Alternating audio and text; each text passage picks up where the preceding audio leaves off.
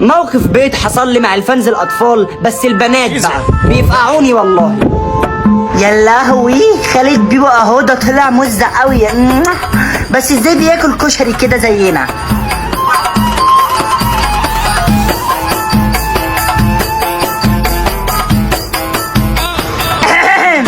على فكرة انا بحب فيديوهاتك قوي. قلبي والله، شكرا شكرا.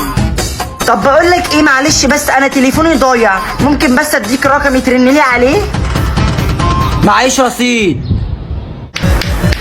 ازاي يعني بتاع تيك توك وما معكش رصيد يعني؟ طب ممكن طيب تديني رقمك وانا اجرب ارن على تليفوني عشان اشوف معايا رصيد ولا لا؟ هي مش تليفونها ضايع؟ ماشي، طلعي تليفونك يلا واكتبي.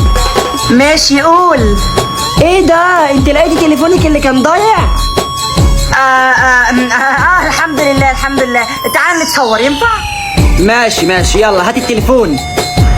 لا انا همسكه انا. يا حبيبتي اكيد مش هسرقه واجري يعني، بس عشان انا اطول مني. اقنعتني، وكمان اكيد انت مشهور يعني ومعاك فلوس، فمش هتحتاج يعني تسرق التليفون القذر دوت. خد. هاتي، ماشي يلا اضحكي.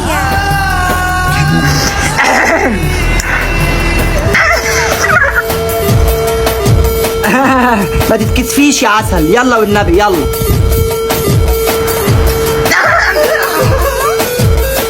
يا حبيبتي عاوزه اطفح، عاوزه اتسمم يا قطقوطه، يلا والنبي بقى، كفايه ضحك. ها ماشي، حاضر حاضر، خلاص انا اسفه. يلا. يا لهوي يا لهوي، شكلي وحش. طب هات فلتر. يلا يا بردة يا بنت